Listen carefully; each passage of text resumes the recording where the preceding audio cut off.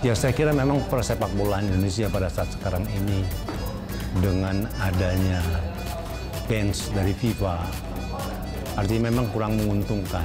Tidak ada kompetisi, baik di tingkat level profesionalnya, kemudian level yang di bawah. Pemilihan usia muda, kompetisi di pemilihan usia muda, ya bisa berjalan. Tetapi yang permasalahannya adalah coach education juga tidak bisa berjalan.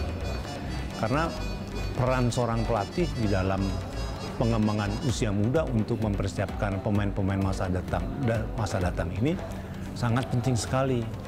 Dibutuhkan pelatih-pelatih yang berkualitas, yang bisa menangani pemain usia muda, yang bisa bersaing nantinya pemain-pemain ini di masa datang dengan tim-tim di kawasan ASEAN, di kawasan Asia. Jadi memang kalau berbicara apa yang dikatakan tadi, persepak bolaan Indonesia pada saat sekarang ini memang kurang menguntungkan. Kalau kita ingin berprestasi di tingkat atas, di level atas tim nasional kita impossible kalau kita tidak memikirkan masalah youth development, pengembangan pemain-pemain usia muda. Karena pengembangan pemain usia muda ini adalah player for tomorrow, pemain untuk masa depan, pemain untuk tim nasional kita ke depan. Tetapi bagaimana pemain usia muda ini bisa berkembang kalau mereka tidak dikembangkan secara optimal?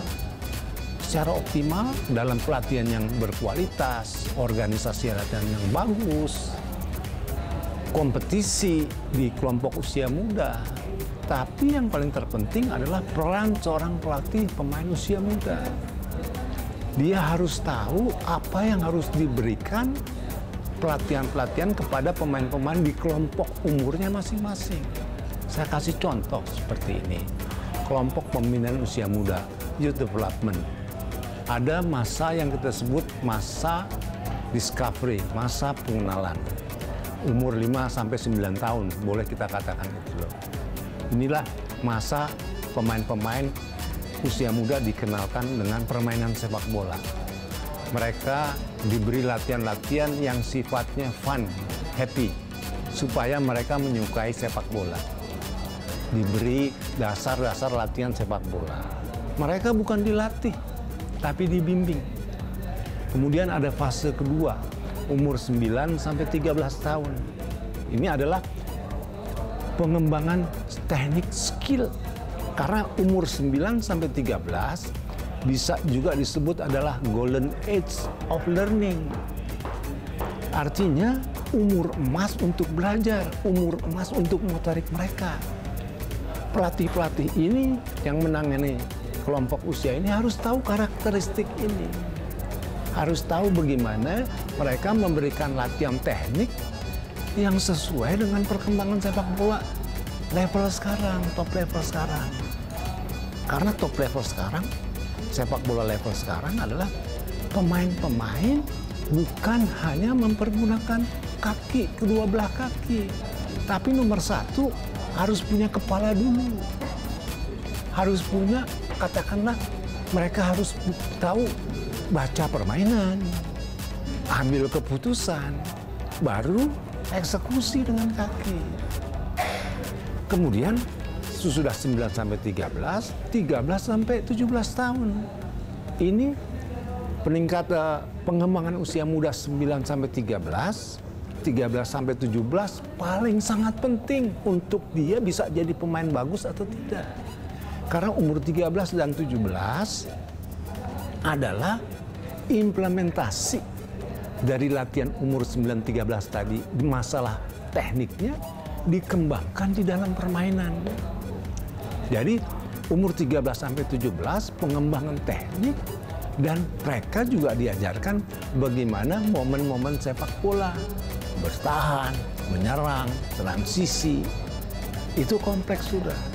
Baru 17 ke atas sampai 19 sampai 21 ini mulai performance. Mulailah pemain-pemain itu dituntut untuk kemenangan. Karena yang tadi kelompok usia muda yang mulai dari umur 11 sampai 13, 13 sampai 17, atau 16 tahun, kemenangan bukan segala-galanya.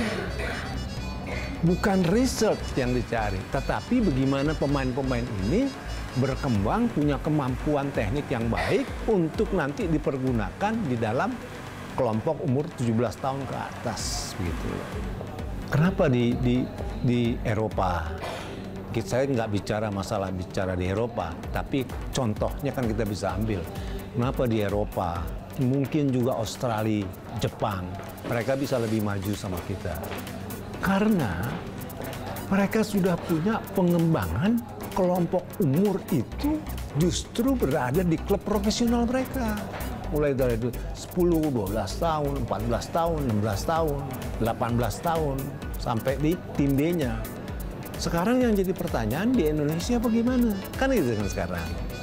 Kita bicara di Indonesia memang perkembangan sepak bola kita di sini kita memang ketinggalan dari sana. Tapi kita kan juga harus belajar.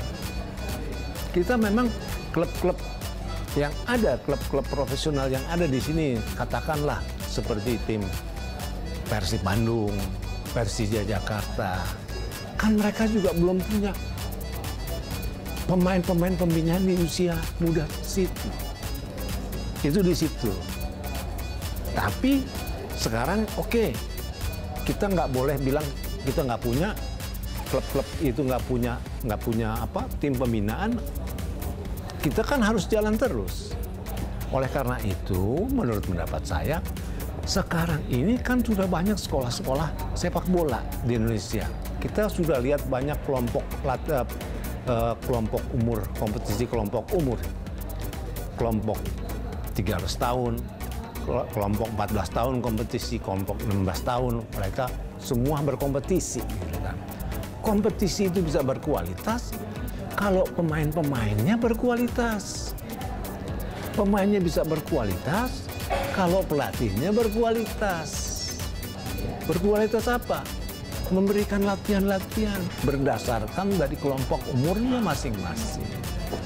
Sekarang, ya artinya sekarang apakah kita memang harus mencontoh? Iya, pasti kita harus mencontoh negara yang maju. Bagaimana mereka bisa maju? Tapi mungkin semua kondisi yang ada di Eropa nggak ada di Indonesia. Itu kan di situ kan. Tetapi yang saya katakan yang paling terpenting adalah bahwa Indonesia banyak talent, banyak pemain talent, semua setuju itu.